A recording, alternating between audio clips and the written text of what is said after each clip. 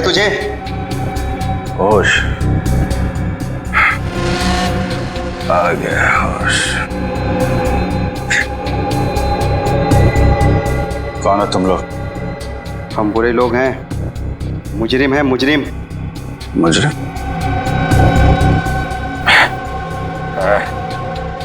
मुजरिमों से मेरा क्या लेना देना? हमारे लिए तू मुजरिम है और तेरे लिए हम, समझा? और जानता है ना मुजरिमों के साथ क्या किया जाता है?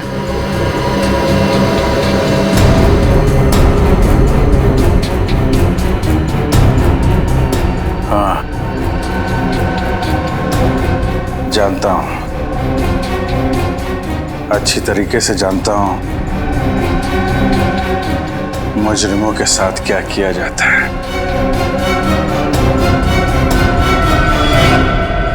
पूरे पैसे हैं ना? हाँ, जितने तुमने कहे थे, पूरी 6 लाख है। अभी इनसे काम चला लेता हूँ, बाकी ये कब मिलेंगे? देखो, मेरी मजबूरी का फायदा मत उठाओ।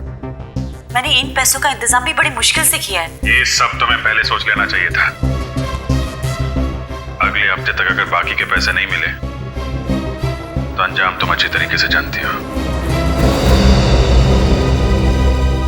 नहीं दया, ये वीडियो नकली नहीं है, मॉफ नहीं किया गया। अभिजीत ही है ये। पता नहीं ऐसी कौन सी मजबूरी रही होगी अभिजीत की जो उसे सब करना पड़ा। मुजरिमों की मजबूरी समझ लेना हमारा काम नहीं दया, उनको अंजाम देना हमारा काम है। यकीन आ गया ना अब आप लोगों को कि मुजरिम अभिजीत ही है। सर प्लीज, आप तो कुछ मत कहिए, आप तो हमेशा अभिजीत से चिढ़ते रहते हैं। क्या बात कर रही हो तुम तारिका? कुछ सोच रही हो, समझ रही हो क्या बोल रही हो तुम? मेरी पर्सनल कोई दुश्मनी नहीं है अभिजीत के साथ, और जो है वो सबके सामने दिखाई दे रहा है। देखो सर, गुंजन का फोन अभी भी बंद आ रहा है, इसलिए हम उसका लोकेशन ट्रेस नहीं कर पाए। मगर क्या? सर, मोबाइल कंपनी से हमें ये पता चल गया है कि उसका फोन बंद होने से पहले उसे आखिरी कॉल किसका आया था, जिसकी वजह से वो बाहर से चली गई थी। तो फिर आखिरी कॉल किसने किया था? सर वो श्रेया, आखिरी कॉल किसने किया था? सर मैं बताता हूँ, अभिजीत सर का फोन आया था। क्या? अभिजीत ने? हाँ, अभिजीत ने किया था। अगर उसकी याददाश्त चली गई थी तो फिर उसने गुंजन को फोन कैसे किया? आप ठीक ही कह रहे थे सर, अभिजीत सर याददाश्त खोने का नाटक कर रहे हैं। सर, ये भी तो हो सकता है कि अभिजीत के पास उसका फोन हो ही नहीं, किसी और ने उसके नंबर से फोन किया हो अभिजीत को फंसाने के लिए। हाँ, अभिजीत को फंसा रहे सब। अभिजीत ने ये नहीं किया, अभिजीत ने वो नहीं किया, अभिजीत ने कुछ नहीं किया। सारी दुनिया उसकी दुश्मन है, उसके पीछे पड़े लोग सब, है ना? यही कहना चाहते हो तुम? आप लोग गोल गोल घूम क्यों रहे हैं? अभिजीत का फोन ट्रेस करो, पकड़ो उसे अभी के अभी। लोकेशन ट्रेस कर लिए सर, अभिजीत सर का फोन तिलक नगर के किसी घर में है।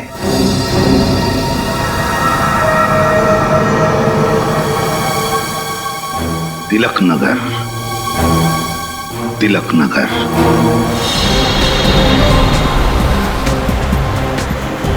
हाँ, हम लोग तिलक नगर पहुंच गए। क्या? गली नंबर 3?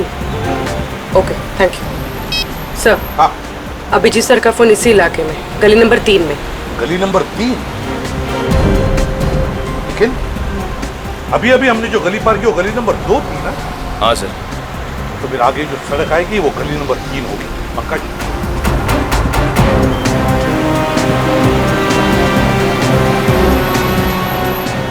सर, यहाँ पे कितने सारे घर हैं, अभिजीत सर कौन से घर में कैसे मालूम पड़ेगा? बिल्कुल सही पूछा तुमने। तो फिर एक काम करते हैं पंकज, लाउड स्पीकर मंगवाते, जोर जोर से चिल्ला कर कहते, अभिजीत जहां पर भी हो बाहर निकल आओ। क्या आइडिया है सर, क्या आइडिया है। मैं अभी लाउड स्पीकर वाले को फोन करता हूँ। चुप रहो, ड्यूटी पर आते हो तो अपना दिमाग यहाँ लेकर आना, घर पे मत रख के आना। सीआईडी ऑफिसर की तरफ बात करो, सीआईडी ऑफिसर की तरफ सोचो। ये लाउड स्पीकर मंगवाते हैं। सर, हाँ सर, ये वाला बंगलो सुनसान लग रहा है, कहीं यहीं पे तो नहीं? सुनसान तो है, हो सकता है, देखते हैं अंदर चल के। सर,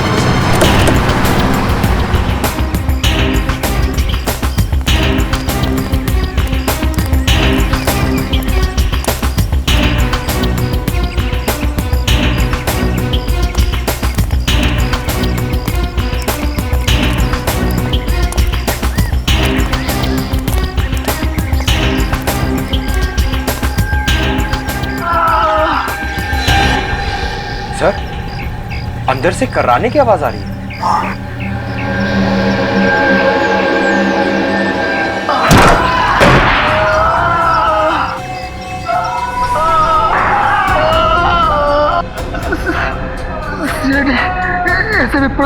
सही पहचाना तुमने।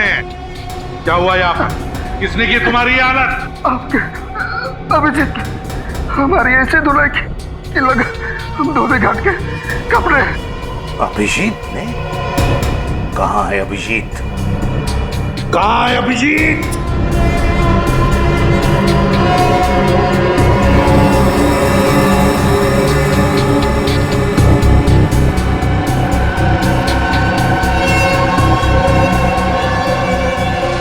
सर, ये तो अभिजीत सर का फोन है।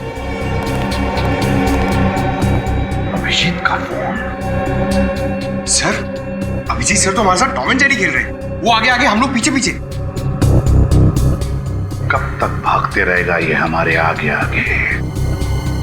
कब तक छुपता रहेगा वो? श्रेया, गुंजन के फोन के बारे में क्या पता चला? सर, गुंजन का फोन अभी भी ऑफ है।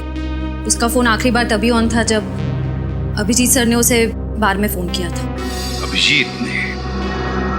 या अभिजीत सीआईडी के तजुर्बे का पूरा फायदा उठा रहा है अपने आप को बचाने के लिए? लेकिन लगता है भूल रहा है ये कि मुजरिम भाई कोई भी हो, सीआईडी ऑफिसर ही क्यों ना हो, कोई ना कोई सुराग तो छोड़ता ही है। अभिजीत ये बात नहीं भूला है सर।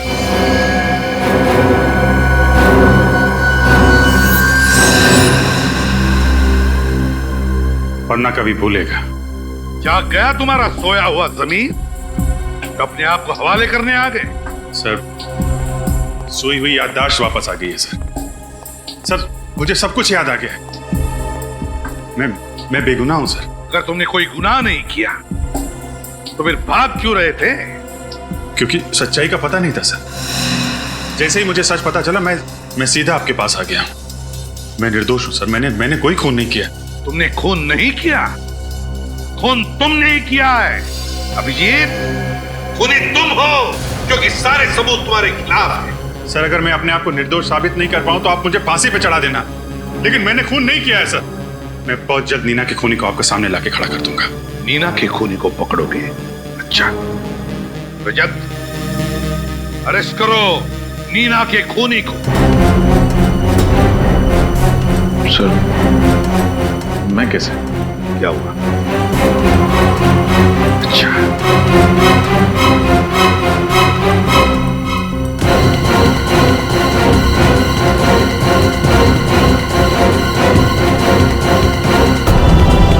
सर, मैं अरेस्ट करूंगा अभिजीत सर को। मुझे पता है एक सच्चे सीआईडी ऑफिसर का फर्ज क्या होता है।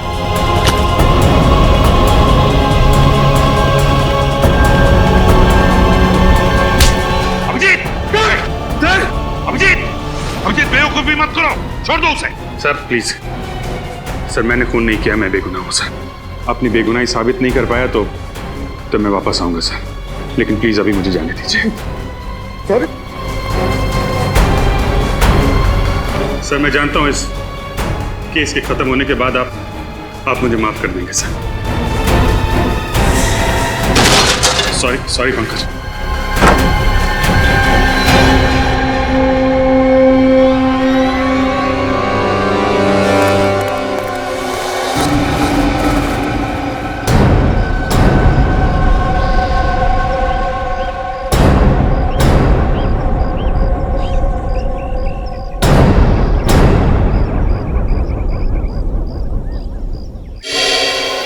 अभिजीत,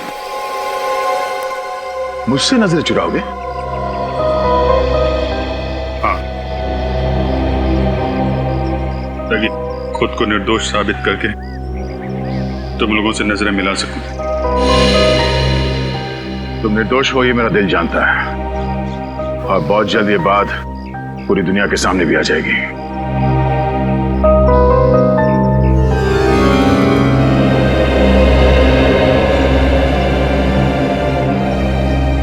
चलता हूं। अगर कभी मेरी जरूरत पड़े तो याद करना, दोस्त नहीं भाई हूं मैं तुम्हारा। जानता हूं।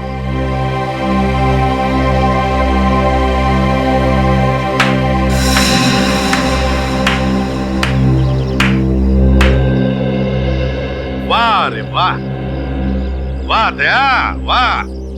देखा सबने कैसा एक सीआईडी ऑफिसर एक मुजरिम के साथ भाईचारा निभा रहा है?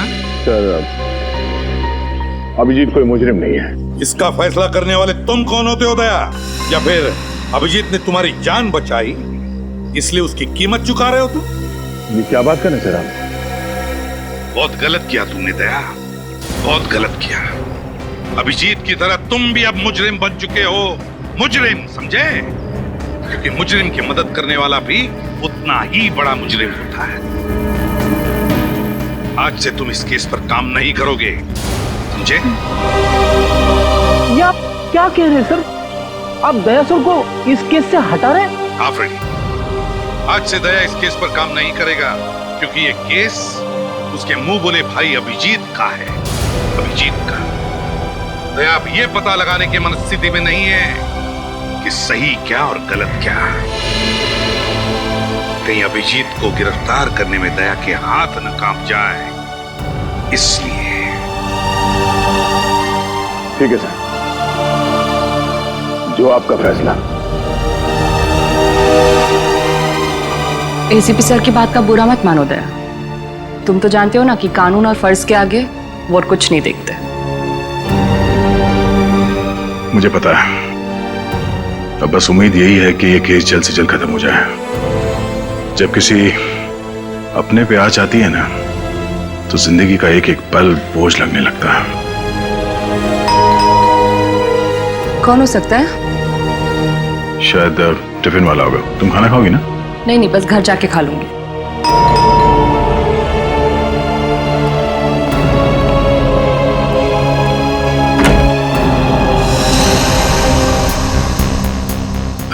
श्रेया तुम? सर, ब्यूरो में जो कुछ भी हुआ मुझे अच्छा नहीं लगा। ठीक है, आओ अंदर आओ। हेलो डॉक्टर तारिका। क्या लोगी, चाय ठंडा कुछ? नहीं सर, मैं बस ये कहने आई हूँ कि इस लड़ाई में आप अकेले नहीं हैं। हर कदम पे, हर मोड़ पे, हर मुश्किल दौर में मैं आपका साथ दूंगी। That's very sweet of you, Shreya. Thank you so much. एक मिनट।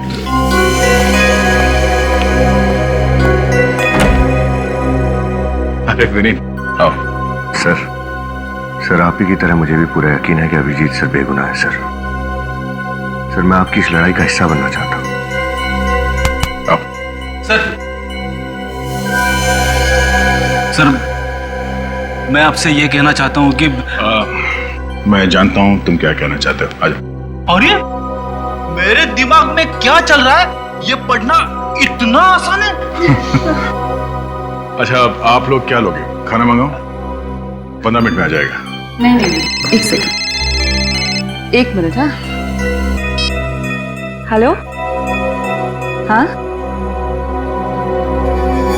क्या? हाँ ठीक है, मैं आती हूँ।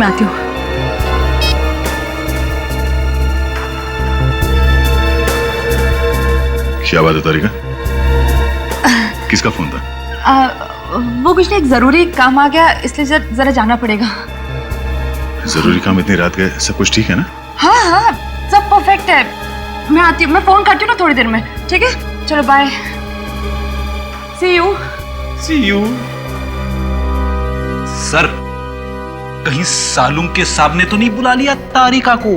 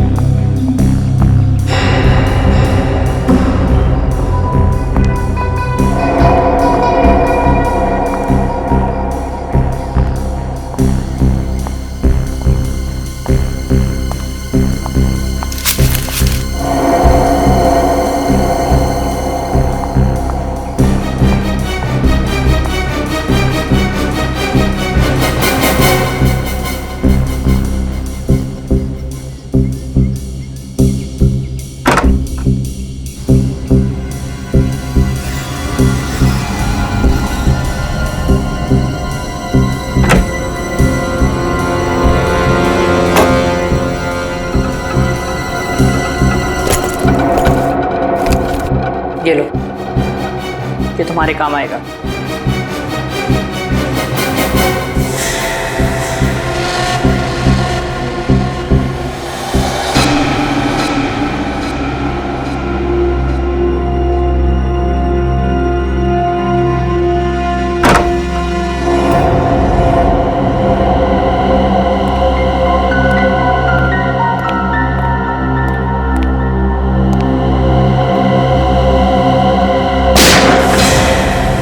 गोली चलने की आवाज। ओह नो, तारिका, तारिका, तारिका, तुम ठीक तो?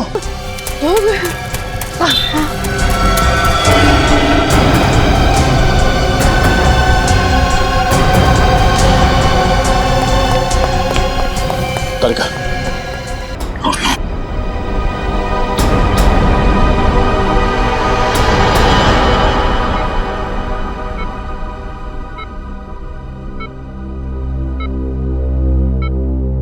सर मुझे तो अभी भी यकीन नहीं हो रहा है कि अभिजीत सर तारिका पे गोली कैसे चला सकते हैं। हाँ सर, अभिजीत सर अपनी जान खतरे में डाल देंगे और तारिका पर खरोच तक नहीं आने देंगे।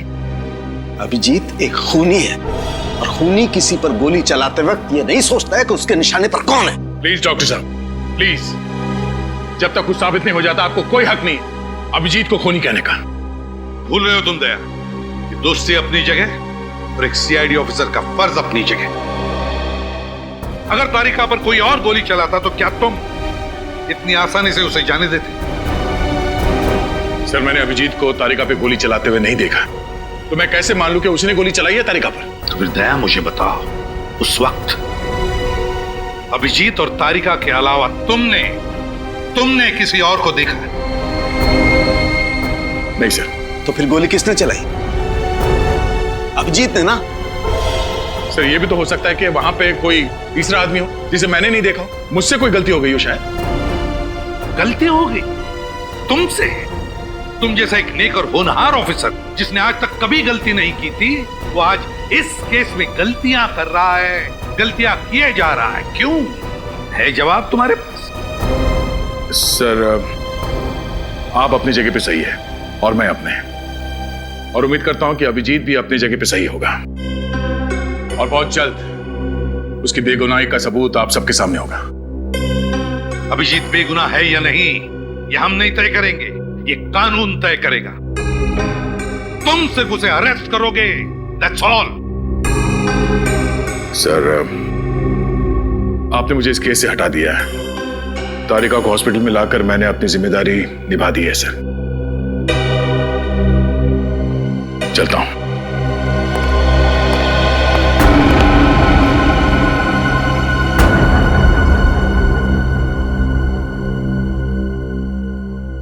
अभिजीत की दोस्ती ने दया की तेज नजर को जज्बातों से अंधा कर दिया है। समझ में नहीं आ रहा है उसे सही क्या है, गलत क्या है। सर हो सकता है कि दया सर ठीक कह रहे हो और अभिजीत सर निर्दोष है। तारिका कैसी है? ब्लड बहुत बह गया है, हालत बहुत नाजुक है, बचना मुश्किल है। किसी भी हालत में तारिका को बचाना होगा आपको डॉक्टर साहब, किसी भी हालत में। हिम्मत रख, कुछ नहीं होगा तारिका को, कुछ नहीं होने देंगे हम तारिका को, समझे?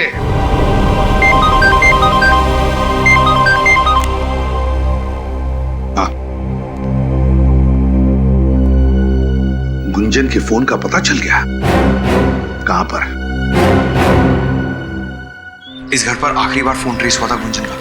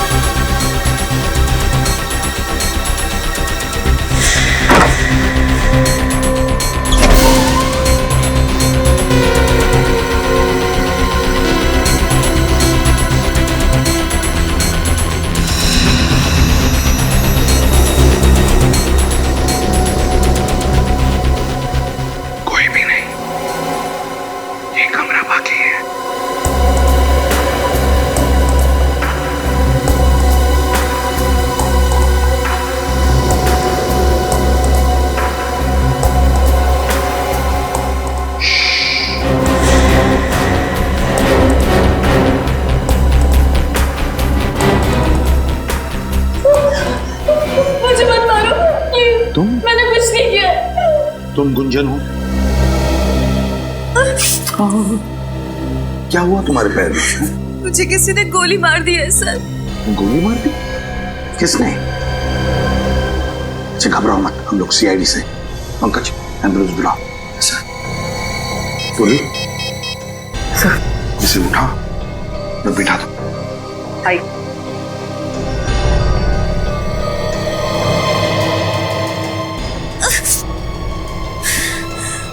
घर में फर्स्ट एड बॉक्स है? मुझे नहीं पता, ये घर मेरा नहीं है। मैं तो यहाँ खुद की जान बचाने के लिए आई थी, मगर इस खिड़की से किसी ने मुझे गोली मार दी।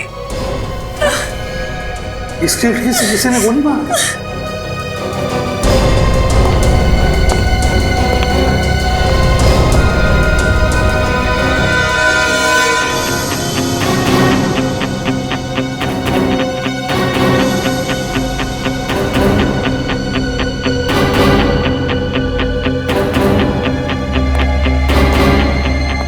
एक बात बताओ मुझे, क्या तुमने उस आदमी का चेहरा देखा जिसने तुम पर गोली चलाई? मुझे नहीं पता सर, मैं उसका चेहरा नहीं देख पाई। तेरा फोन भी यहीं कहीं गिर गया है। देखो अब तुम बिल्कुल घबराओ मत, हम लोग हैं ना, तुम्हें कोई कुछ नहीं कर सकता। अच्छा कौन पड़ा था आपके पीछे और जिससे बचते बचते आप यहाँ पे आके छुप गई? मुझे कुछ नहीं पता, मुझे बस इतना ही पता है कि वो लोग बहुत खतरनाक है। तुम अभिजीत को जानती हो? इंस्पेक्टर अभिजीत को? आप सीआईडी इंस्पेक्टर अभिजीत की बात कर रहे हैं?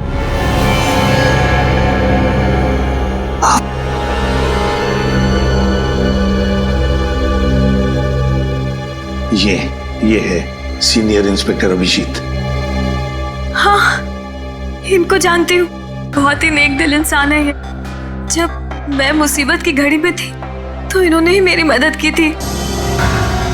अच्छा, कैसी मदद? रुक जा वरना अच्छा नहीं होगा।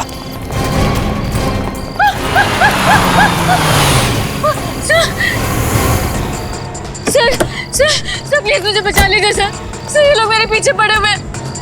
ये तो सीआईडी वाला है। चल फट ले ऐसे।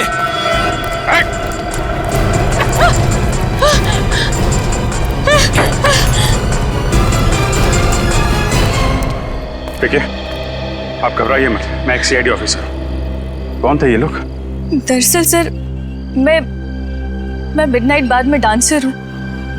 ये काम मुझे बिल्कुल पसंद नहीं है सर, मगर ये लोग जबरदस्ती मुझे ये काम करने पर मजबूर करते हैं। अगर ये काम आपको पसंद नहीं है तो कोई तुम्हें मजबूर नहीं कर सकता ये करने के लिए। सर वहाँ पर और भी कई सारी बेसहारा और मजबूर लड़कियां हैं जो इनके जाल में फंसी हुई हैं। आप फिक्र मत कीजिए, ऐसे लोगों से निपटना सीआईडी को अच्छी तरीके से आता है। अच्छा, तो इसीलिए अभिजीत तुमसे मिलने आता था उस डांस बार में। अच्छा, कभी नीना का नाम सुना है? अभिजीत के मुंह से नीना।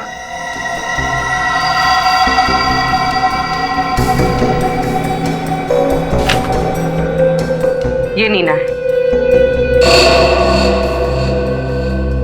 अरे हाँ, ये तो वही लड़की है ना जिसका अभिजीत सर की गाड़ी से 5 बत्ती के सिग्नल पर एक्सीडेंट हो गया था। जी हाँ, ये वही लड़की है। अभिजीत सर इसे एक बार लेकर आए थे मेरे डांस बार में। क्या अभिजीत इस नीना को लेकर आया था तुम्हारे डांस बार में? क्यों आया था, कुछ बता सकती हो? अच्छा, उन दोनों के बीच में जो भी कोई बातचीत हुई होगी, क्या तुमने कुछ सुना, कुछ बता सकती हो तुम? नहीं साहब, डांस बार में म्यूजिक इतना लाउड होता है कि कौन क्या बात कर रहा है कुछ भी पता नहीं चलता। अच्छा, इन दोनों का बिहेवियर कैसा था? अभिजीत और नीना का बर्ताव कैसा था? बर्ताव क्या तुम्हें लगा कि वो एक दूसरे को अच्छी तरह से जानते होंगे, अच्छे दोस्त होंगे, ऐसा कुछ लगा तुम्हें? माफ करना साहब, मैं इतना ध्यान नहीं दे पाई।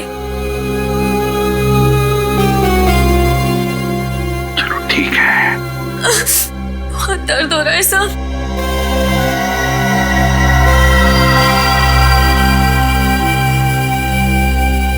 अच्छा गुंजन, तूने अचानक डांस बार में जाना छोड़ क्यों दिया? मुझे अभिजीत सर का फोन आया था। उन्होंने कहा कि बाद में मेरी जान को खतरा है। खतरा? मगर किससे? शायद इन्हीं लोगों से जो मुझे मारना चाहते हैं। अभिजीत ने कहा कि तुम्हारी जान को खतरा है उन लोगों से। है कौन ये लोग? फिर अभिजीत क्या जानता है इन लोगों के बारे में? और कुछ बताया इस खतरे के बारे में अभिजीत ने? बताया तो था सर, लेकिन क्या क्या बताया अभिजीत ने? हा? क्या बताया, बताओ जल्दी। उन्होंने मुझे एक सीडी दी थी। क्या सीडी दी थी? और कहा था कि वो सीडी मैं संभाल कर रखूं। क्या था उस सीडी में? हा? मुझे नहीं पता साहब, मैंने वो सीडी कभी चलाकर नहीं देखी। अभिजीत जी ने बस इतना ही बताया था कि उस सीडी से मेरी जान को भी खतरा हो सकता है। जरूर इस सीडी की वजह से वो लोग तुम्हारी जान के पीछे पड़े हैं। कहाँ है वो सीडी? हो सकता है साहब, मगर अभिजीत सर के इतने एहसान है मुझ पर, भले ही मैं मर जाऊं लेकिन मैं वो सीडी किसी को नहीं दूंगी। सर एम्बुलेंस आ गई। समझा करो गुंजन, उस सीडी की वजह से ही तुम्हारी जान को खतरा है, और शायद अभिजीत की जान को भी। हो सकता है उस सीडी के जरिए हम उन दुश्मनों तक पहुंच सके। सीडी कहाँ है बताओ? सर, मेरे घर के बाहर एक नीम का पेड़ है, उसी पेड़ के नीचे मैंने उस सीडी को गाड़ दिया है। आप लोगों को वो सीडी वहीं मिल जाएगी। ग्रेट, पूरी ले जाओ इसे हॉस्पिटल।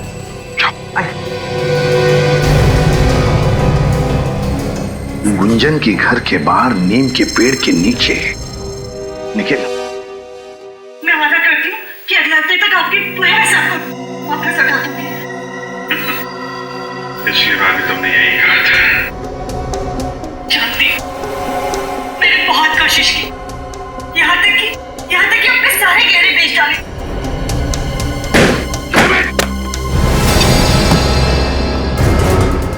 कभी सोचा भी नहीं था मैंने सपने में कि अभिजीत का ये रूप देखना पड़े मुझे। डीसीपी सर हमेशा कहते थे सर, अभिजीत सर की भूली यादों के पीछे बहुत गहरा राज छुपा है। पंकज, तुम डीसीपी की माला जपना बंद करो। सर, मुझे पक्का यकीन है अभिजीत सर कभी कोई गुनाह कर ही नहीं सकते। वो ऐसे नहीं है सर। तो फिर क्या देखा तुमने सीडी में? क्या देखा? अगर ये बात झूठ होती तो अभिजीत सर गुंजन को सीडी छुपाने के लिए क्यों कहते सर? जब अभिजीत पैसे मांगने गया नीना के घर, तो उसे शायद पता नहीं था कि वहां पर एक क्लोज सर्किट कैमरा लगा हुआ है। हाँ सर, और जब नीना अभिजीत सर को ब्लैकमेल करने लगी, उन्होंने उड़ा दिया उसको अपनी गाड़ी से। बस करो पंकज, कहानी मत बनाओ। कहानी नहीं बना रहा हूं सर, मैं केस के जड़ तक पहुंचने के लिए आपकी मदद कर रहा हूं। सर, ये नीना शायद गुनहगार थी, इसीलिए अपनी बेगुनाही साबित करने के लिए उसने अभिजीत सर को बेवजह फंसा दिया है सर। तो फिर मेरे एक सवाल का जवाब दो फ्रेडी, एक मुजरिम के साथ तुम्हारा बर्ताव कैसा होगा? क्या तुम उसे अरेस्ट करोगे या फिर ब्लैकमेल करोगे? ब्लैकमेल करोगे या अरेस्ट करोगे? एक सच्चा नेक सीआईडी ऑफिसर क्या करेगा बताओ? सर वो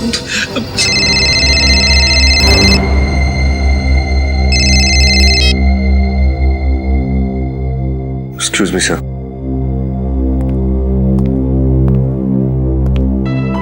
हेलो, जय सर। सर, घुंघरू के ठिकाने का पता चल गया सर। Okay sir.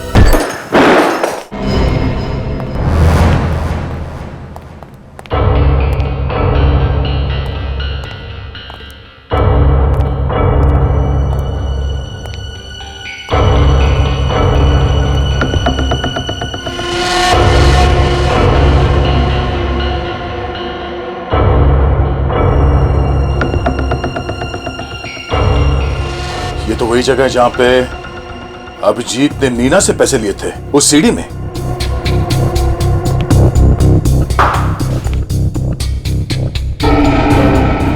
विनीत, लगता है तुम्हारी खबर गलत है। यहाँ पे तो कोई भी नहीं है, हमारा टाइम वेस्ट हो गया। चलो। हाँ सर, पता नहीं खबरी ने क्यों गलत खबर दी, उसे तो मैं देख लूंगा।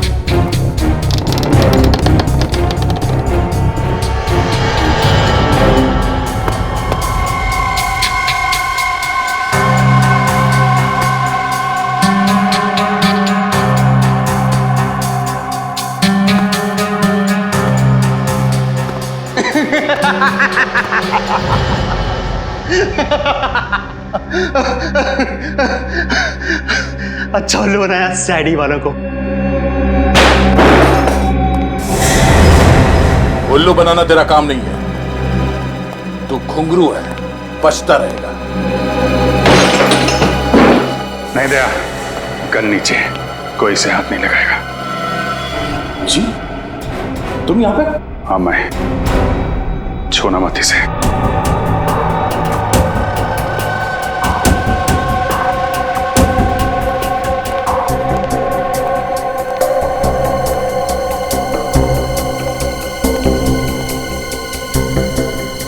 फोरेंसिक रिपोर्ट लेकर आए हो?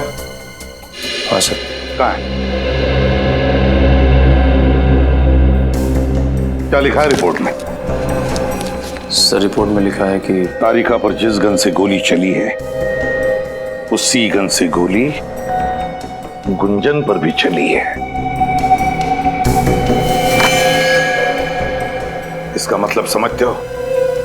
सर इसका मतलब तारिका और गुंजन पे गोली अभिजीत सर नहीं चलाई। और अगर अभिजीत जल्दी पकड़ा नहीं गया तो पता नहीं और कितने लोगों पर गोलियां चलाते फिरेगा।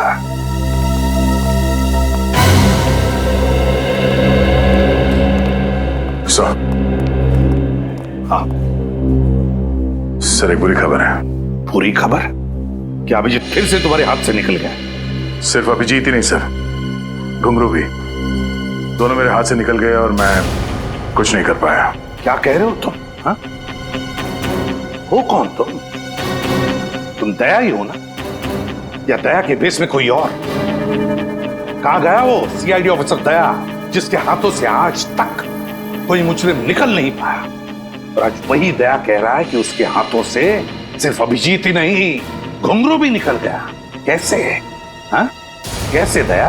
आई एम सॉरी सर, मैंने पूरी कोशिश की, पर अभिजीत के सर पे खून सवार था। घुंघरू के सर पे गन लगाकर वो उसे वहां से लेकर गया। अब मैं नहीं चाहता था कि अभिजीत के हाथों किसी का खून हो जाए। नहीं दया, तुम्हारे इन बातों पर मुझे विश्वास नहीं हो रहा है। नहीं विश्वास हो रहा है मुझे। हाँ सर। क्या बात है? आई एम सॉरी, हम डॉक्टर तारिका को बचा नहीं सके। She is dead. ये क्या कह रहे हैं? संभालिए अपने आप को प्लीज। क्या संभालिए? आप जानते हैं आप क्या कह रहे हैं? हाँ? Sir excuse me. दया, कमजोर पड़ने का वक्त नहीं यही है। जल्दी से जल्दी अभिजीत को पकड़ना ही होगा।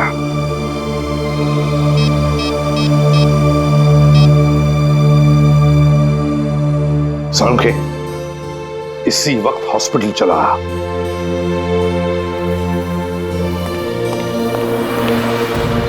अरे बॉस क्या हुआ? यूं अचानक क्यों बुलाया मुझे? हाँ? आप लोग कोई जवाब क्यों नहीं देते? क्यों बुलाया? यार क्या हुआ? यार सालुंखे, हाँ? वो तारिका अब हमारे बीच नहीं रही।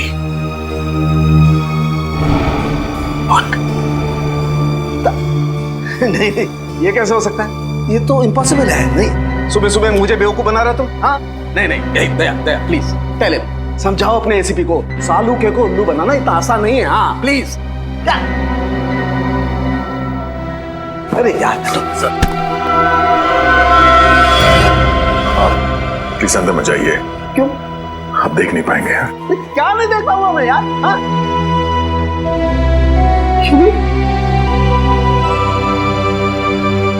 प्रतिबल तारिका? हाँ सालुंखे,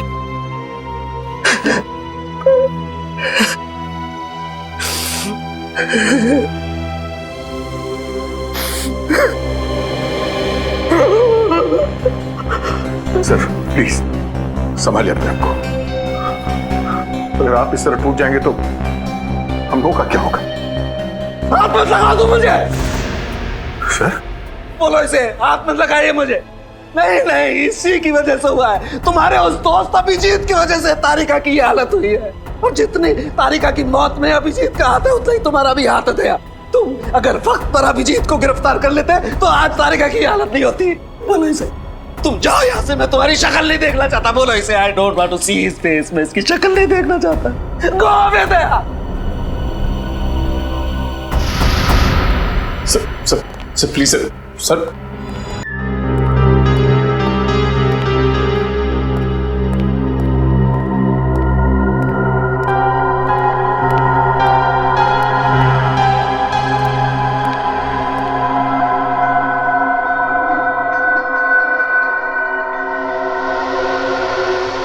कहाँ जा रहे हो भैया? तारिका से मिलने। बहुत देर हो गई है। देखो दया, मैं समझ सकता हूं तुम्हारे दिमाग में बहुत सारे सवाल होंगे। मैं तुम्हारे सारे सवालों का जवाब दे दूंगा दया, तो प्लीज अभी मुझे जाने दो। तुम देखना तारिका मुझे देख के कितनी जल्दी अच्छी हो जाएगी। अभिजीत, ऐसा कुछ नहीं होगा। गुस्से में हो, मैं समझ सकता हूं कि घुंघरू को ले जाके मैंने कानून तोड़ा है। तुम लोग नाराज हो गए मुझसे, एसीपी साहब भी मुझसे नाराज है, पर मेरा यकीन करो, मैं सब गलतफहमियां दूर कर दूंगा टकराने पे। प्लीज मुझे तारिका से मिलने जाने दो। अभिजीत, तुम समझते क्यों नहीं हो यार? तारिका अब कभी ठीक नहीं होगी। कभी ठीक नहीं होगी? क्या मतलब कभी ठीक नहीं होगी? तुम ऐसा कह कैसे सकते हो दया यार? अभिजीत, क्योंकि मरे हुए लोग कभी दोबारा वापस नहीं आते। तारिका इज डेड।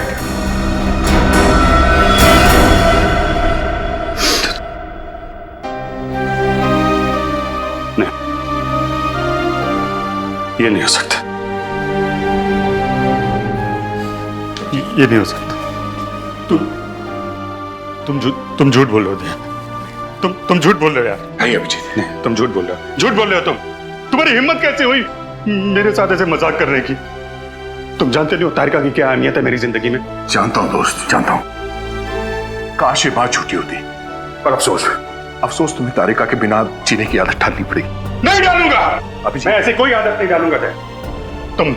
तुम झूठ बोल रहे हो। तुम झूठ बोले, तारिका जिंदा है, मुझे जाने दो। अभिजीत, संभालो अपने आप को। सच्चाई से समझौता करने की कोशिश करो। नहीं, समझौता करूंगा अभिजीत, लेकिन तारिका के खूनी को अंजाम तक पहुंचाने के बाद। नहीं अभिजीत, मैं ऐसा नहीं छोड़ूंगा। कानून को हाथ में पकड़ो। सुने, डॉक्टर तारिका को मारा है ना? नहीं अभिजीत, नहीं अभिजीत, छोड़ दो इसने। रुक जाओ, इसने तारिका की जान ली है। छोड़ो इसे अभिजीत। नहीं,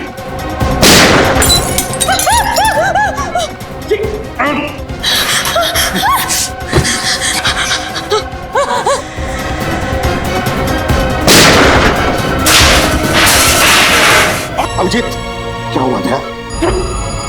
अभिजीत, सर, अभिजीत,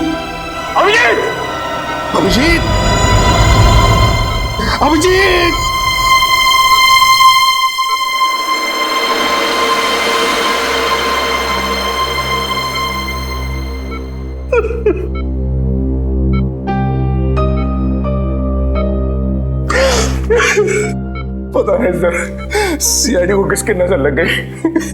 एक के बाद एक हमें छोड़ के जाए सर।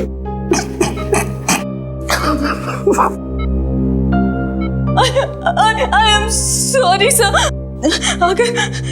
अगर मैं इन्हें नहीं मारती तो ये मुझे मार देते सर।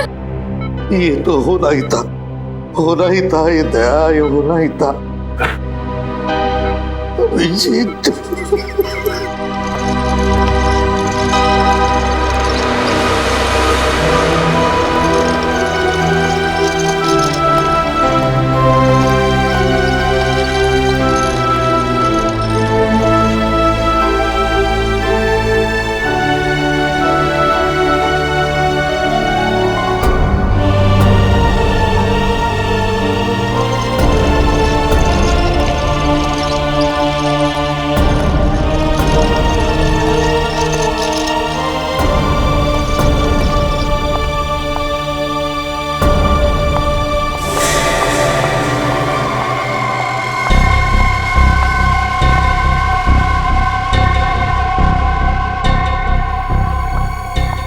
गुगलू चलो जल्दी चलो, टिकट करा ली ना तुमने हम दोनों के?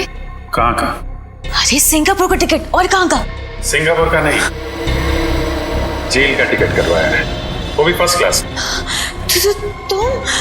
तुम जिंदा हो? जख्मी हालत में इतनी दौड़ भाग करना तुम्हारी सेहत के लिए बहुत हानिकारक है।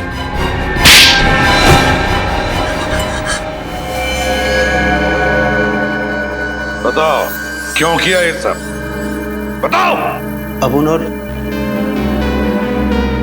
गुंजन आपस में प्यार करते और इस गुनाह में हम दोनों बराबर के भागीदार। मैंने नीना से कुछ रुपए उधार लिए थे जिनको कि वो वापस 2 गुने ब्याज पे मांग रही थी।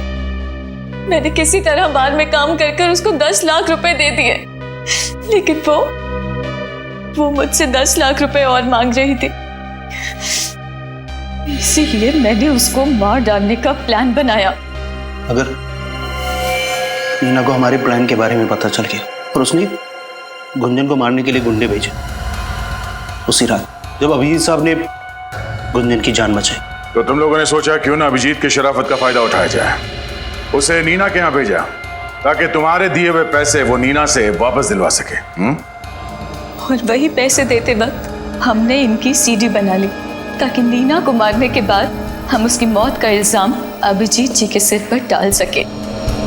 और जब ये बात अभिजीत साहब को पता चली तो उन्होंने अपन को मच्छी बाजार में पीटा और उसी हाथापाई में हम समुद्रा घाट पहुंच गए, जहां मैंने पीछे से आकर अभिजीत जी की पीठ पर गोली मार दी। तुम लोगों को लगा मैं तो गया, मर गया अभिजीत, काम खत्म। हाँ, मगर उस मछुआरे ने तुम्हें बचा लिया। और फिर हमें पता चला कि आप अपनी याददाश्त खो चुके हैं।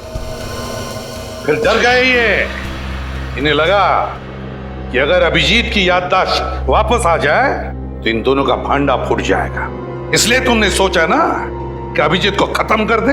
हाँ, और आपकी वो फॉरेंसिक डॉक्टर तारिका, वो भी अभिजीत जी की मदद कर रही थी, इसीलिए मैंने उसको भी शहीद कर दिया।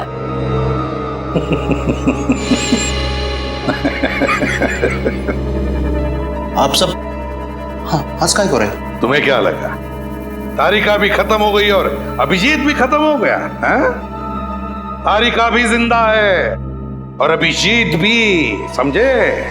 अपने आप को बड़े चालाक समझते हो, है ना? है? लेकिन तुम जैसे चालाक मुजरिमों को पकड़ना हमारे बाएं हाथ का खेल है, समझे? हमने भी नाटक कर लिया अभिजीत और तारिका के मरने का। अब जेल में सड़ते रहना फांसी का ऑर्डर आने तक।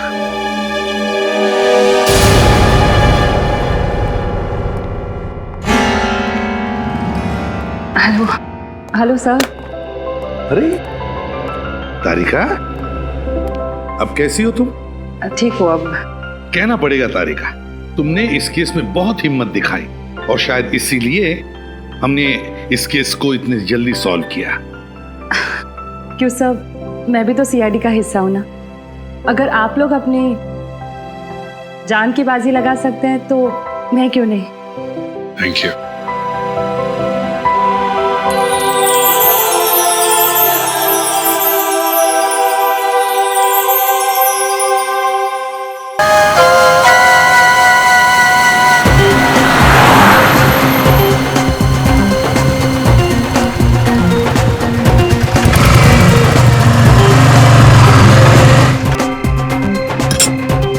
अरे छोटू, देख उधर क्या चाहिए उनका? नमक में? अरे भाई नमक कहाँ है? अरे हल्दी के बगल में। और हल्दी कहाँ है?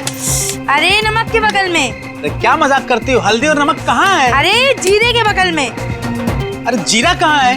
अरे वही तो रखा है सामने। अच्छा बाबा, क्या अच्छा। हो गया आपकी याददाश्त को? देखता हूँ बाबा, देखता हूँ। अरे दीदी, बहुत भूख लगी है, चलो ना खाना खाते हैं। कोयल, तुम यहीं रुको, मैं कुछ खाने के लिए लेके आती हूँ। हाँ,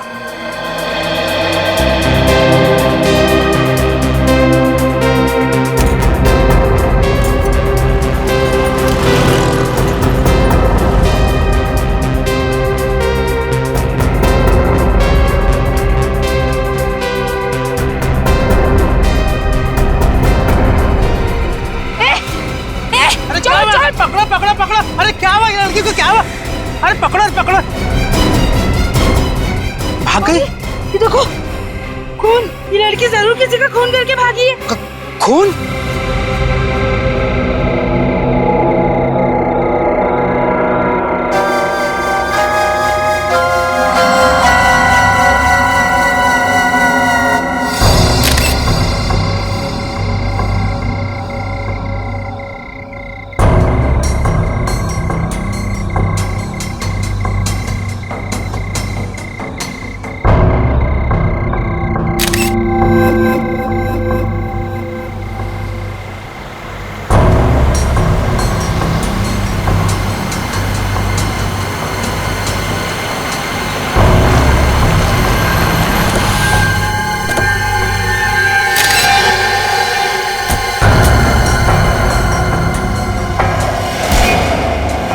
जगोटा भाई माफ कर दो, गलती हो गई, दोबारा ऐसा नहीं होगा।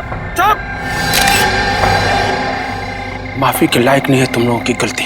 खा खा करके मोटे मुस्टंडे हो गए हो। एक लड़की को और एक बच्ची को नहीं ढूंढ सके। भाई हम कोशिश कर रहे हैं भाई। अपनी कोशिश ना खाते में डाल। अगर उस लड़की की वजह से उस बच्ची पे मुसीबत आ गई ना, तो तुम दोनों सोच भी नहीं सकते हो कि तुम लोगों के साथ क्या होगा। फिक्र मत करो भाई, वो बच्ची पे आंच भी नहीं आएगी भाई। अगर उस बच्ची के ऊपर आंच आ गई ना, तो तुम लोगों के ऊपर आंच नहीं, आंच का पहाड़ टूट पड़ेगा। एक बात याद रखना। चलो गाड़ी में बैठो। हाँ भाई।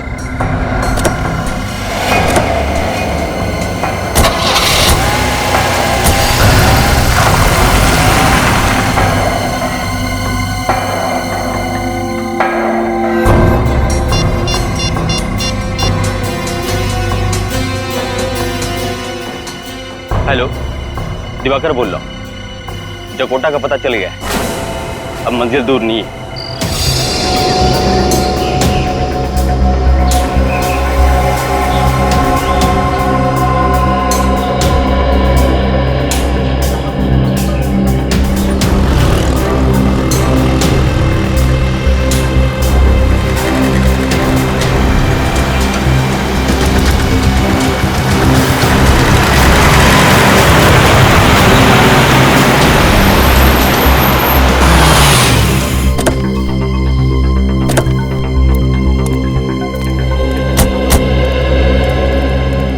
आइए साहब आइए। आप लोग सीआईडी से हैं? जी हाँ साहब, जब से इसने उस चोरनी को देखा तब से सदमे में है। कौन चोरनी? पता नहीं साहब, कल रात को रोटी चुरा के भाग रही थी। अरे चोरनी थी तो पुलिस में कंप्लेंट करनी चाहिए थी ना, सीआईडी को क्यों बुलाया? मगर साहब उसके कपड़ों पे खून लगा हुआ था। खून? जी। कितने बजे की बात है ये? यही कोई 10:30-11 बजे की। अच्छा, वो लड़की जिसके कपड़ों पे खून लगा हुआ था, जब तुमने देखा वो कहाँ पर थी? वहाँ उस तरफ। वहाँ? जी।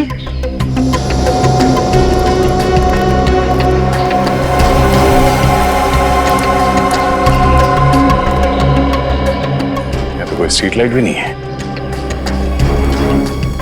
रात को 10:30-11 बजे तो काफी अंधेरा होता होगा, तो फिर आप अपने यकीन के साथ कैसे कह सकती हैं कि उसके कपड़ों पे जो लगा हुआ था वो खून ही है, कुछ और नहीं? मगर साहब, हमारे ढाबे पे बहुत रोशनी रहती है रात में। मैंने उसी रोशनी में साफ साफ देखा तो खून ही था और कुछ नहीं। साहब ये ठीक कह रही है। साहब उस चोरनी की शॉल हमारे पास है और उस पर भी खून है। आप बताइए साहब, अगर उसके कपड़े पे खून नहीं होता तो शॉल पर कैसे खून होता साहब? वो शॉल कहाँ है, देख सकते हैं? छोटू, शॉल लेके आ, जल्दी लेके आ। ये देखो साहब,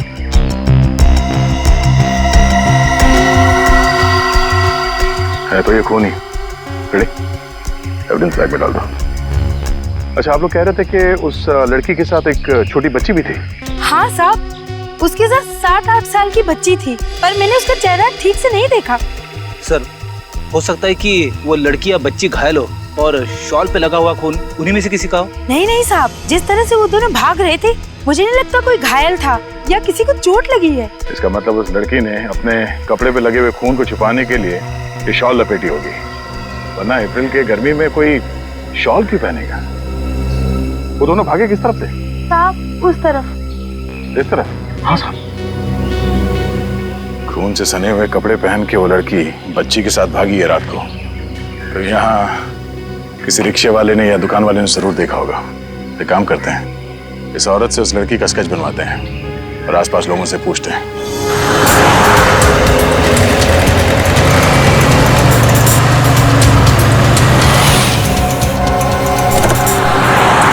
वो देखो, 24 घंटे खुले रहने वाली दवाइयों की दुकान। अगर वो लड़की यहां से गई होगी तो शायद इन लोगों ने कुछ देखा हो। सुनिए भाई साहब, हम लोग सीआईडी से आए हैं। सीआईडी? क्या हुआ साहब? कल रात आपने एक 19-20 साल की लड़की को देखा था, एक छोटी सी बच्ची 7-8 साल की बच्ची के साथ। हाँ देखा था ना साहब। आप हॉस्पिटल से ही आ रहे हैं ना? हॉस्पिटल? कौन सा हॉस्पिटल? Sir city hospital. कल रात वहीं तो लेके गया था मैं इन दोनों को। आप इस लड़की की बात कर रहे हैं ना? हाँ इसी की बात तो कर रहा हूँ साहब मैं। कल रात इसकी छोटी बहन आई थी मदद मांगने मेरे पास। कैसी मदद? सर एक्सीडेंट हो गया था इस लड़की का और छोटी वाली बच्ची आई हमारे पास ताकि हम इसकी मदद कर सकें।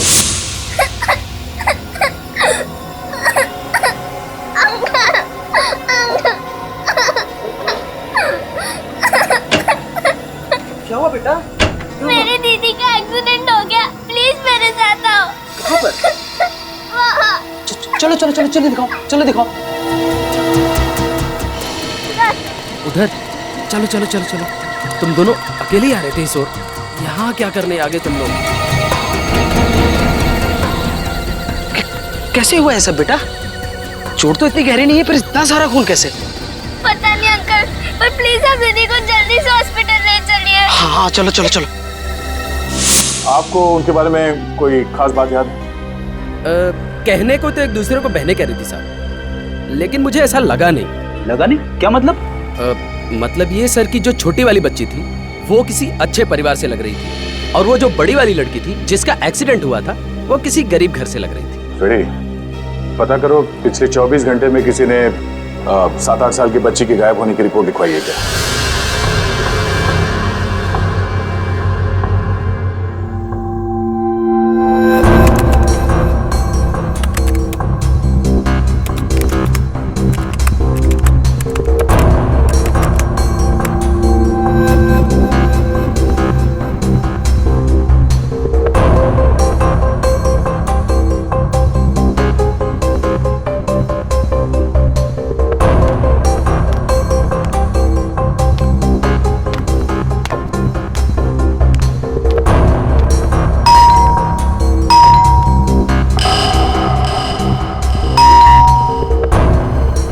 सुबह कौन हो सकता है?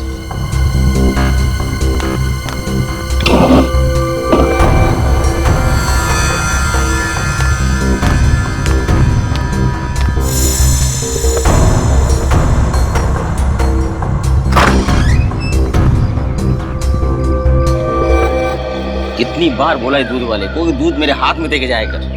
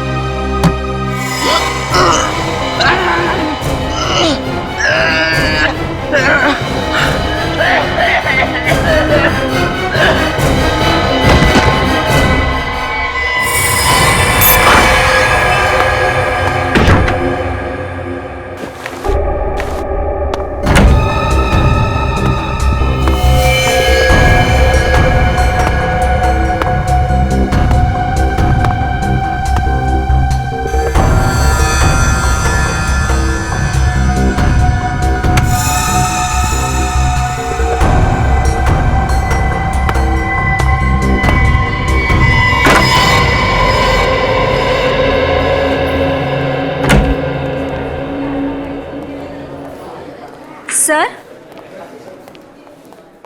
ये डॉक्टर भास्कर हैं। आपको जिस लड़की की तलाश थी कल रात उसका इलाज इन्होंने ही किया था। आप लोग? सीआईडी। क्या बताऊं सर, बड़ी ही अजीब लड़की थी वो रुशिता। थी मतलब चली गई यहाँ से। चली गई? कहाँ चली गई? पता नहीं। आप लोगों ने जाने क्यों दिया उसे? माथे पे हल्की सी खरोच थी सर, और ऐसा लग ही नहीं रहा था कि एक्सीडेंट हुआ था उसका। ठीक थी, इसीलिए जाने दिया। अच्छा, उस लड़की का नाम रुचिता था? जी सर। अब उसके कपड़ों पे खून लगा हुआ था? जी हाँ सर, लेकिन पता नहीं इतना ज्यादा खून कहाँ से आया उसके कपड़ों पर। वो कपड़े जिन पर खून लगा हुआ है वो कपड़े हैं आपके पास? जी सर, हमारे पास हैं। वो कपड़े हमें चाहिए। डॉक्टर साहब, उस लड़की के बारे में आप हमें कुछ बता सकते हैं? जी नहीं सर। साहब, मैं कुछ बोलूं? जी हाँ, बोलिए। उसका तो लड़की बहुत ही काफी सारी घबराई हुई थी। उसने मेरा फोन लिया और किसी को फोन किया भी। उसने किसको फोन किया था? पता नहीं सर, बाद में वो नंबर भी डिलीट कर दिया। नंबर भी डिलीट कर दिया? आपने सुना उसने क्या बात की फोन पे? हाँ सर, वो किसी को कह रही थी कि वो बहुत जल्दी वापस आएगी। बहुत जल्दी वापस आ जाएगी? अब कोई जगह का नाम लिया उसने, कुछ बताया? नहीं सर, किसी जगह का नाम तो नहीं लिया। अच्छा, उसने कितने बजे आपके फोन से फोन किया था? यही रात के करीब 11 बजे। रात 11 बजे? लेकिन एक काम करो, इनसे इनका फोन नंबर ले लो और पता करो कि रात 11 बजे रुचिता ने कहां पे फोन किया था। सर, अगर रुचिता कोयल को लेकर भाग रही थी तो उसने उसका विरोध क्यों नहीं किया? चीखिया चिल्लाई क्यों नहीं?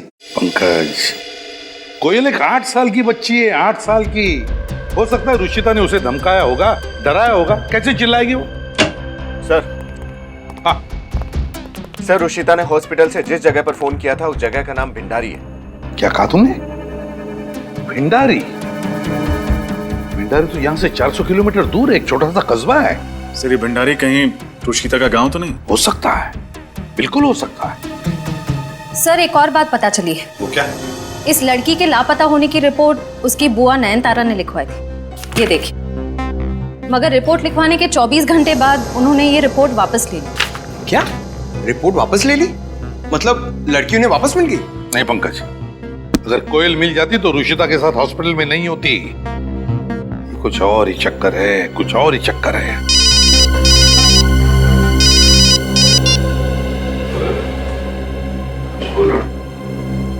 क्या? कहां पर?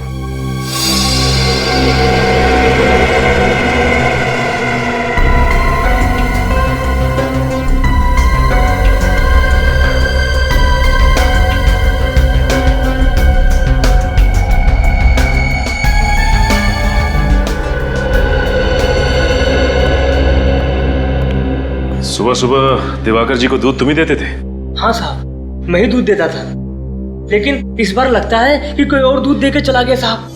कोई और दूध देके चला गया मतलब? हाँ साहब, जब मैं सुबह 6:30 बजे इनके घर आया तो देखता हूँ कि दरवाजा खुला पड़ा है और दिवाकर साहब यहाँ पर जमीन पे गिरे पड़े हैं और दूध की शीशी भी खुली पड़ी है साहब। सच कह रहे हो तुम? कसम से साहब, मैं आपसे झूठ क्यों बोलूंगा? सर,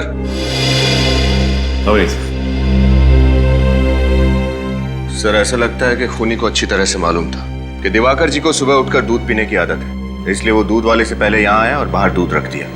जहरीला दूध। दिवाकर जी एक जर्नलिस्ट थे, पत्रकार, और एक पत्रकार की किसी से दुश्मनी तभी हो सकती है जब वो किसी के खिलाफ कुछ लिख रहा हो या लिखने वाला हो।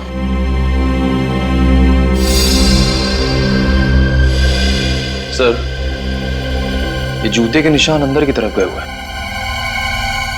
सर, हो सकता है ये निशान खूनी के हो सकता है निखिल, एक काम करो, यहाँ की हर चीज पे से उंगलियों के निशान उठा लो और एम्बुलेंस को फोन करो।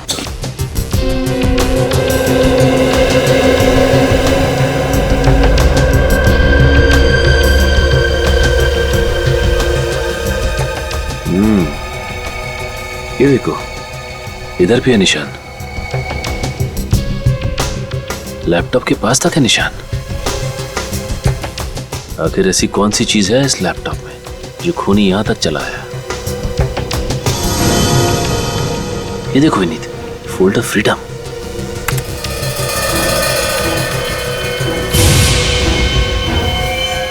ये क्या? इस फोल्डर में से तो फाइल ही गायब है और इस फाइल को 6:15 बजे डिलीट किया गया है।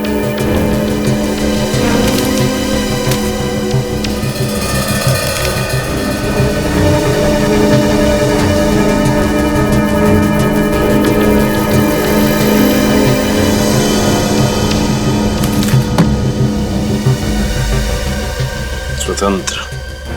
सर, ये लैपटॉप में फ्रीडम नाम का फोल्डर और ये स्वतंत्र नाम की मैगजीन यहाँ पर। सर, ऐसा लगता है कि आदमी देश के हित में कुछ काम कर रहा था या फिर कुछ लिख रहा था। अवनीत, हो सकता है कि ये दिवाकर कुछ असामाजिक तत्वों पे स्टोरी लिख रहा हो और जिनके लिए खतरा बन रहा था उन्होंने इसे रास्ते से हटा दिया।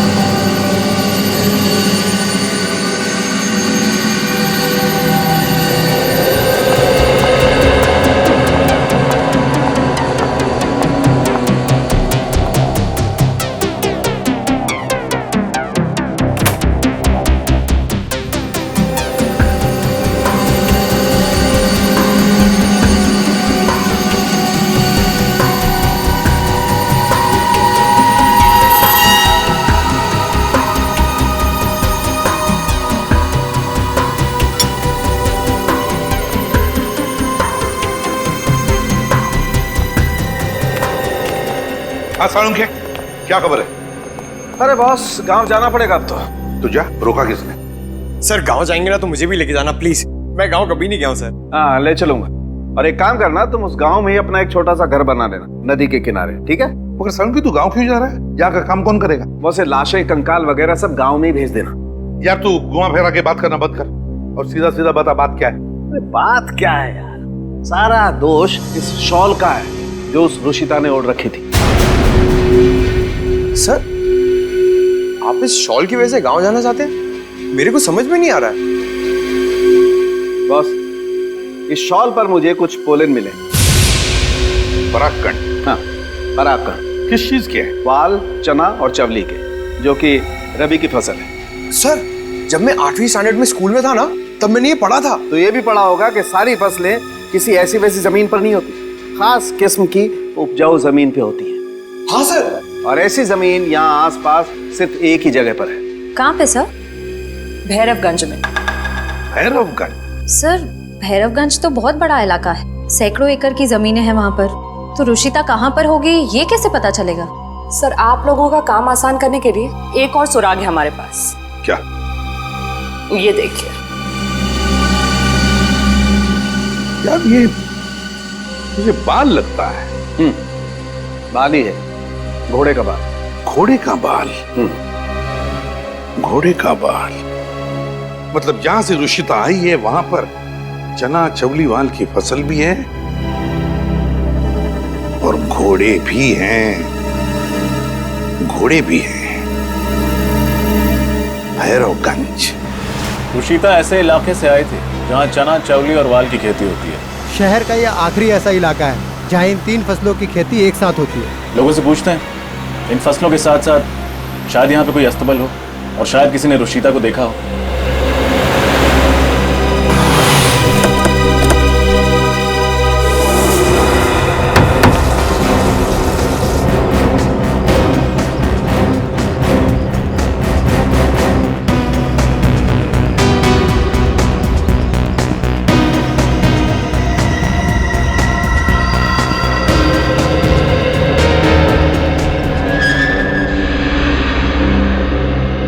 किसी ने दिवाकर जी को दूध में जहर देके मार दिया।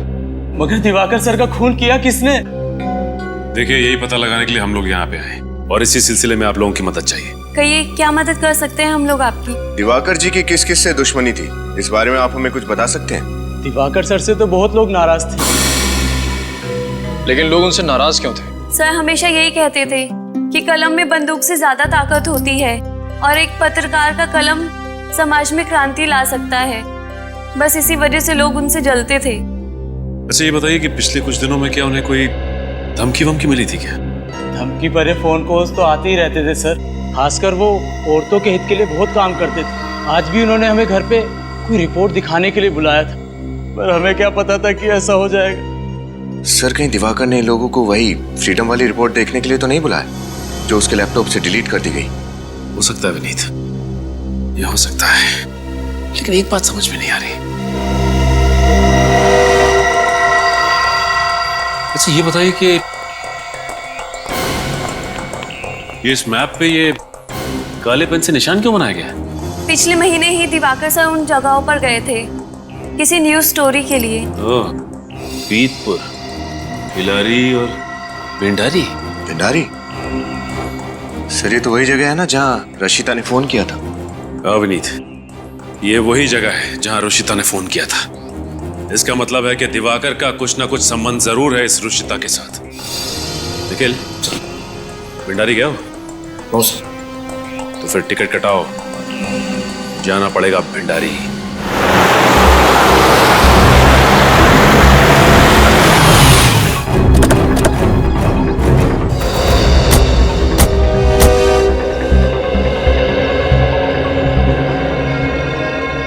सर ये फार्म हाउस तो एकदम सुनसान लग रहा है।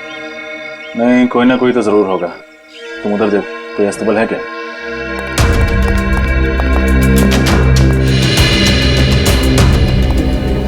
ये बदबू कैसे?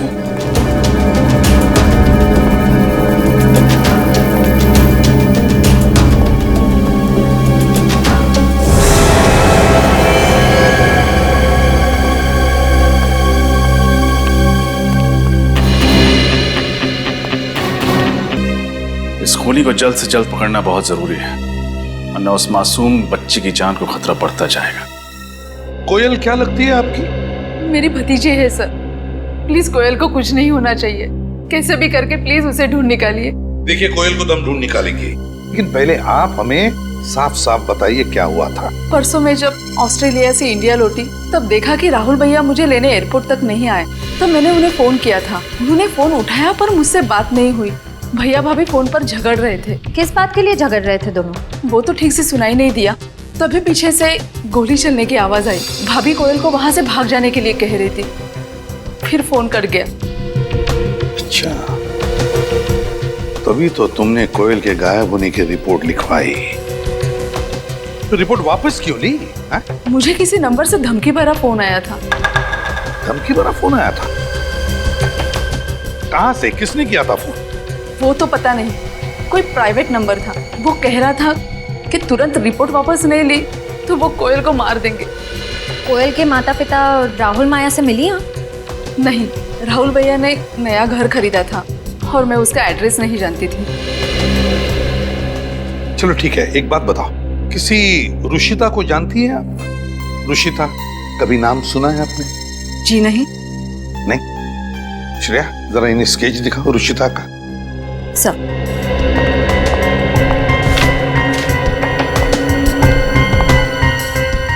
अब जरा गौर से देखिए, गौर से देखिए। हो सकता है इससे पहले शायद आपने कभी देखा हो या मिली हो आप। जी नहीं सर। ठीक है, अब जा सकती है। इनसे जरा राहुल और माया, इन दोनों के फोटोग्राफ्स लेना। सर।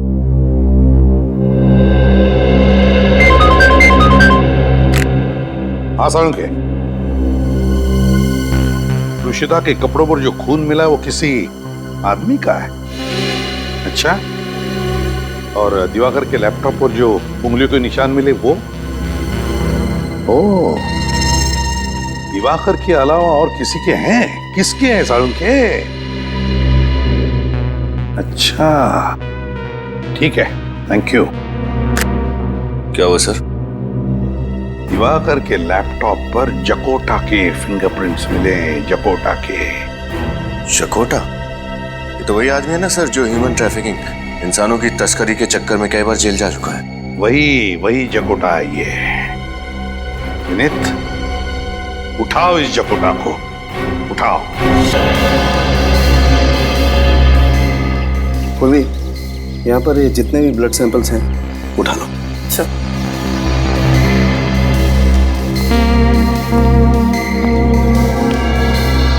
मुझे लगता है इन दोनों की मौत लगभग 48 घंटे पहले हुई है। 48 घंटे? मतलब 2 दिन पहले हुए ये खून? हाँ। सर, अगर ये दोनों खून रुशिता ने किए हैं तो उसे 2-2 गन्स की जरूरत क्या पड़ी? यहाँ पर एग्जैक्टली हुआ क्या होगा सर? पूरे फार्म हाउस की तलाशी लो, देखो कुछ मिलता है क्या।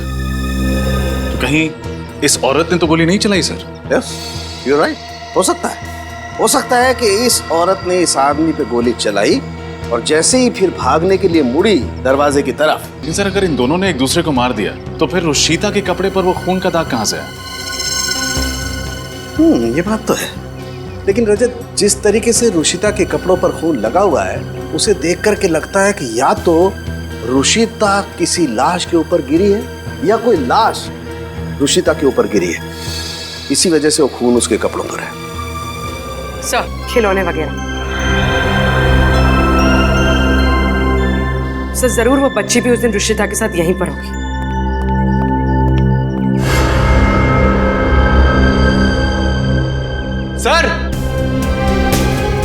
सर वो देखिए, वो लैंप के ऊपर क्या लगा हुआ है? ओह, लैंप में सीसीटीवी कैमरा छुपा रखा है। सर, जरूर इस सीसीटीवी कैमरे के रिकॉर्डिंग से पता चल जाएगा कि यहाँ पर क्या हुआ था। हाँ पूर्वी, पंकज लैपटॉप लेके आओ। अरे ये तो वो पत्रकार दिवाकर है। सर, ये यहाँ क्या कर रहा है? जरूर कोई ना कोई कनेक्शन तो है इस दिवाकर और रुशिता के बीच में। हाँ सर, इसलिए भंडारी भी तो गया था।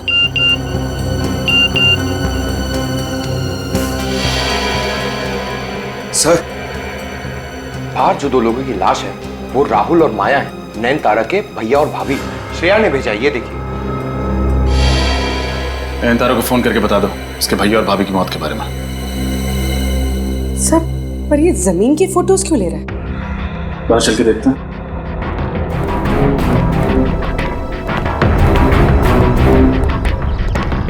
ओह, तो ये है वो जगह जिसकी जासूसी दिवाकर करने की कोशिश कर रहा था। लेकिन ऐसा क्या है यहाँ पर? पंकज, ये सामान हटा।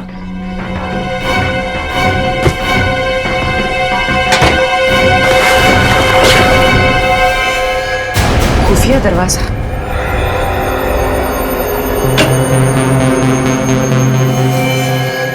सर, ये रास्ता तो नीचे की तरफ जा रहा है, शायद बेसमेंट में। सर, जरूर यहाँ कोई गैर कानूनी काम हो रहा होगा। अंदर चल के देखते हैं।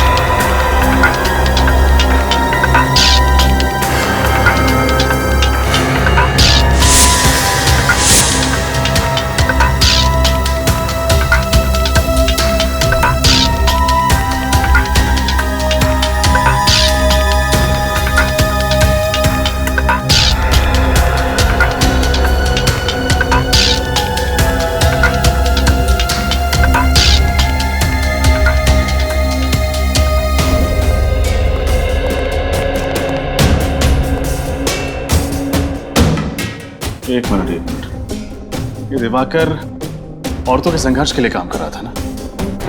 तो यहाँ पर जो औरतों पर अत्याचार हो रहा था, जरूर उसकी तहकीकात करने आया होगा। सर, शायद रुशिता को भी यहीं कैद करके रखा होगा, इसलिए उसने जो कुछ भी किया अपने आप को बचाने के लिए किया होगा। इसका मतलब उस बच्ची के अलावा रुशिता की जान को भी खतरा है।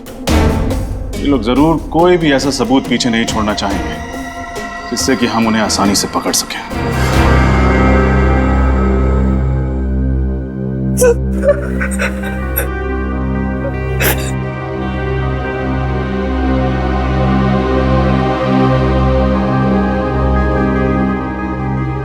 बाबा, बेटा खाना खा ले। नहीं बाबा, मुझे भूख नहीं है। ऐसे कैसे भूख नहीं है? सुबह से रोटी का एक भी निवाला तेरे पेट में नहीं गया।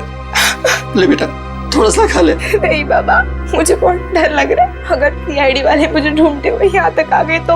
अरे तो क्या, पहुंच गए तो उनको सच्चाई बता देना।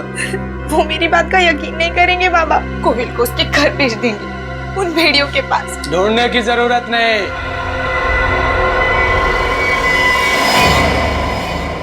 वो भेड़िए खुद चल कर आए हैं तुम्हारे पास। छोटा तुम? हाँ मैं। तुझे क्या लगा था कि तू भाग जाएगी और हम तुम्हें ढूंढ नहीं पाएंगे? दुनिया बहुत छोटी है, और जकोटा की पहुंच बहुत लंबी। तो दुनिया के किसी भी कोने में रहती ना तो जकोटा तुझे ढूंढ लेता। जकोटा अंकल, ले ले ले ले ले ले ले ले ले ले ले मेरी नन्ही प्यारी थोड़ी जग गई। हाँ, अब घर चलते हैं। कोयल कहीं नहीं जाएगी। अब कोयल ही नहीं, तुम दोनों भी चलोगे मेरे साथ। चल चल।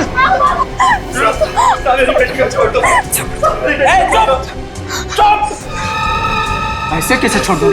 बहुत बहादुर है ना तेरी बिटिया, तो बहादुरी का इनाम तो मिलना चाहिए ना इसे। हाँ? नहीं चलो रे, चल ले चल इसको।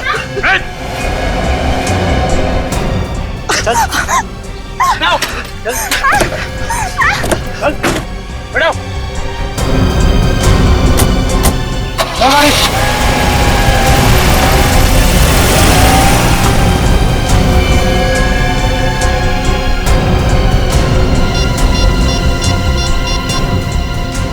हेलो,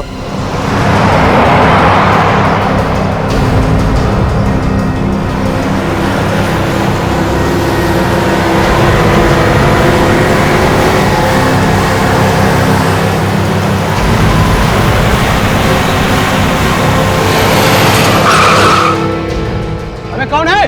बीच रास्ते में गाड़ी लगा दी, चला रहा जल्दी से। देख कौन गाड़ी खड़ा किया?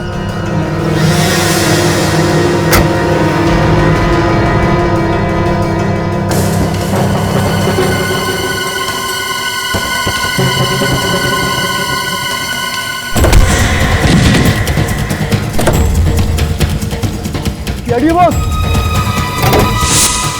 सीआईडी कहाँ भाग रहा? आप लोग घर आ जाओ।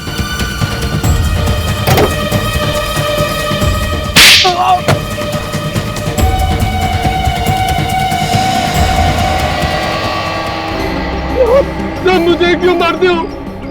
इसे भी तो पकड़ो, ये भी तो मुजरिम है। इसने भी तो राहुल साहब और माया मैम साहब का खून किया इसने। नहीं सर, मैंने उन दोनों को नहीं मारा। उन दोनों ने खुद एक दूसरे पर गोली चलाई और एक दूसरे को मार डाला। ये झूठ बोल रही है साहब। माया मैम साहब तो राहुल साहब से बहुत प्यार करते थे, वो ऐसा क्यों करेंगे? क्योंकि उन्हें तुम्हारे काले धंधों के बारे में पता चल गया था। सर, ये गांव से लड़कियां खरीदते हैं, शहर और विदेश में उन लड़कियों को उच्च दामों में बेचते हैं। दुल्हनों का व्यापार करते हैं सर, ये दरिंदे। दुल्हनों का व्यापार? शर्म नहीं आती? इस देश में लड़कियों का देवी माना जाता है, पूजा की जाती है उनकी, तो उन्हें विदेश में? अब हम क्या करते? उन लड़कियों की रिश्तेदारी तो उन्हें बेचते हैं। किनको बेचते थे? राहुल साहब और उनके पार्टनर को। राहुल का पार्टनर कौन? मुझे नहीं पता था, मुझे नहीं पता। उन लड़कियों के रिश्तेदारों को बुलाओ, उन्हीं से पूछते हैं क्यों किया उन लोगों ने इतना घिनौना काम। मुझसे गलती होगी साहब, मुझे माफ कर दो। गलती? गलती नहीं, पाप है ये, पाप। चंद पैसों के लिए अपने ही परिवार की बच्चियों को आप लोग नरक की भट्टी में ढकेल देते हैं। शर्म नहीं आती आप लोगों को? साहब, चंद पैसे नहीं साहब, 2,500 रुपए से लेकर के 50,000 रुपए तक की बोली लगती है उन लड़कियों की। हम तो उन्हीं लड़कियों को निशाना बनाते थे जिनके माँ बाप नहीं होते। इन रिश्तेदारों को पैसे का झांसा देना बहुत आसान होता है, क्योंकि ये बिन माँ बाप की बच्चियों को बहुत समझते हैं। और आप लोग खुद एक औरत होगी, एक औरत के साथ ऐसे कैसे कर सकती है? और आप तो रुशिता के सगे पिता हैं, फिर भी आपने अपनी बच्ची के साथ? मुझे नहीं पता था कि मेरी रुशिता के साथ ऐसा कुछ हो सकता है। मुझे तो बड़े बड़े सपने दिखाए गए थे। कहा गया था कि रुशिता की शादी अमीर और काबिल लड़के के साथ होगी, वो विदेश में रहेगी, रानी बनकर रहेगी। अब आप ही बताइए साहब, ऐसा कौन सा बाप होगा जो अपनी बेटी की भलाई नहीं चाहेगा? और ये सुनहरे सपने आपको दिखाए किसने? तमकी ने। तमकी? ये तमकी कौन है? साहब, कहने को तो वो इस गांव के लड़के लड़कियों का रिश्ता करवाती है, लेकिन असली व्यापार उसका यही है, दुल्हनों की बिक्री का। लड़की? अरे हाँ हाँ समझ गई, काम हो जाएगा। हाँ बाबा ठीक है, पैसा लड़की देखने के बाद। अच्छा रुक, बाद में बात करती हूँ, कोई आया।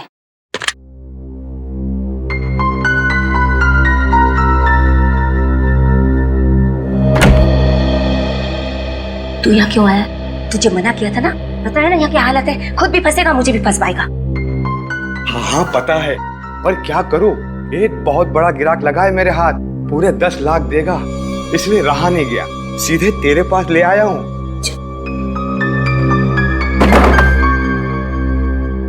10 लाख?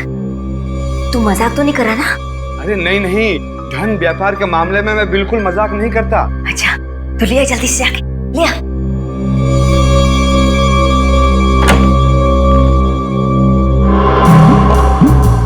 ये चंदर है, पास ही के गांव में रहता है। नमस्ते भैया, बैठो बैठो बैठो बैठो।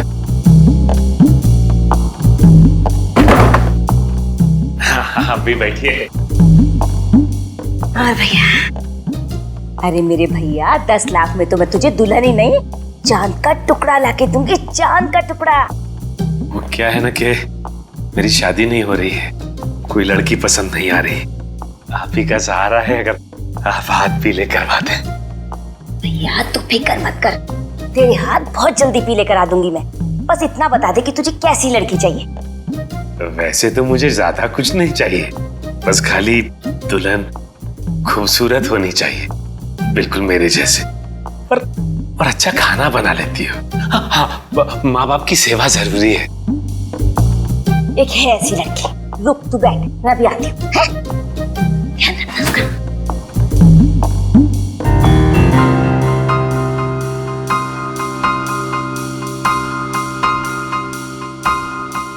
देखो भैया, ये है सोना, 5वीं पास है, 5वीं पास, पढ़ाई लिखाई में तो बहुत ही होशियार है, और हिसाब किताब में तो इतनी तेज है कि पूछो मत। कैसी लगी भैया लड़की? अच्छी है ना? सोना तुम ही हो ना जिसे राहुल ने फार्म हाउस में कैद करके रखा था? जी। कौन हो तुम? सीआईडी। सीआईडी? बाकी की लड़कियां कहाँ हैं? कहाँ हैं बाकी की बच्चियां? अंदर। चलिए।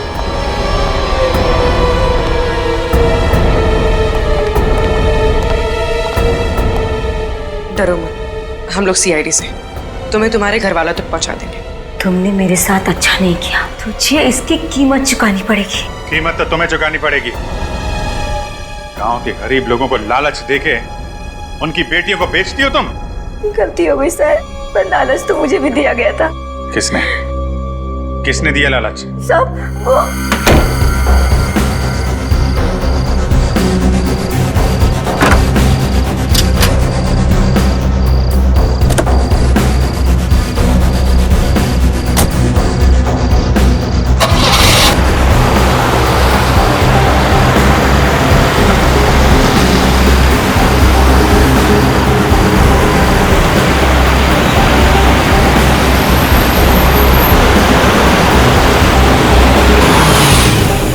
कोयल?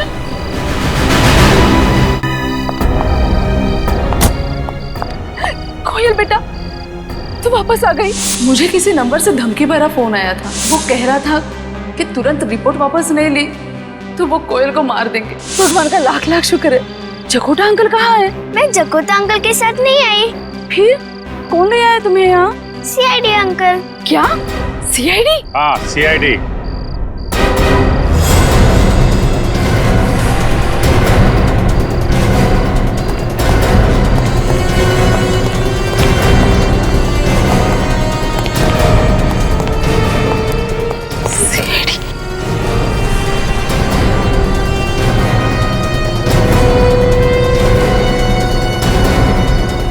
बहुत शौक है ना लड़कियां बेचने का?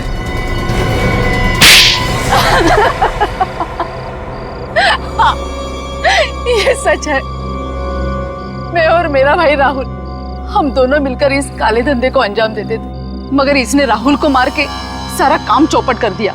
मैंने तुम्हारे भाई को नहीं मारा, तुम्हारा भाई मरा तुम्हारी भाभी माया के हाथों। सुबह के 10 बज रहे थे। मैं घर में बर्तन साफ कर रही थी और मेरी साथ वाली लड़कियां खेतों में काम कर रही थी। राहुल साहब फोन पर हमारी खरीदारों से बात कर रहे थे। 15,000 में? तुम्हारा दिमाग तो नहीं खराब है?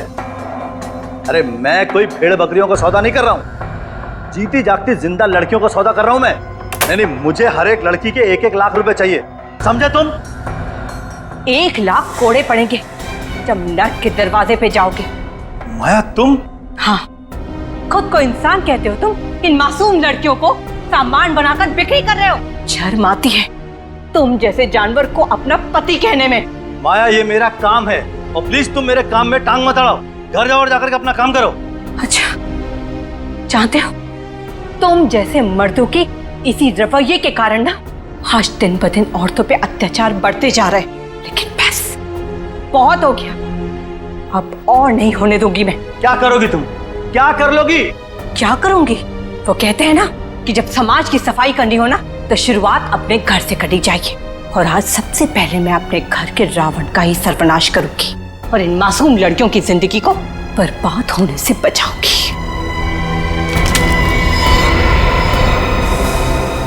माया ये गन अंदर रखो, मैं तुम्हारा पति हूँ। पति हो तुम?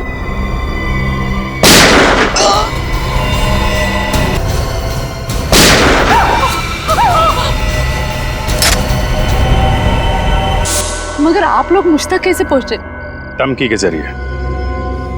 तुम्हें क्या लगा राहुल को आगे रखोगी और खुद कभी सामने नहीं आओगी तो बच जाओगी? मेरी तो किस्मत ही खराब है। जिस दिन विदेश से लौटी उसी दिन ये सब होना था। फार्म हाउस जाकर देखा तो दोनों की लाशें पड़ी हुई थी। और कोयल गायब थी, इसलिए तुमने कोयल के गायब होने की कंप्लेन लिखवाई। लेकिन जैसे ही जकोटा ने तुम्हें यह बताया कि कोयल तुम्हारी ही खरीदी हुई एक लड़की के साथ है तो अपने आप को बचाने के लिए तुमने कंप्लेन वापस ले ली। हाँ, पर ना ही जकोटा बचा और ना ही मैं। सब कुछ बर्बाद कर दिया आप लोगों ने। बर्बाद तुमने किया है। न जाने कितनी मासूम लड़कियों की जिंदगी बर्बाद की है तुमने। औरत हो के औरत के खिलाफ जुर्म किया है तुमने। अदालत तुम्हें कड़ी से कड़ी सजा देगी।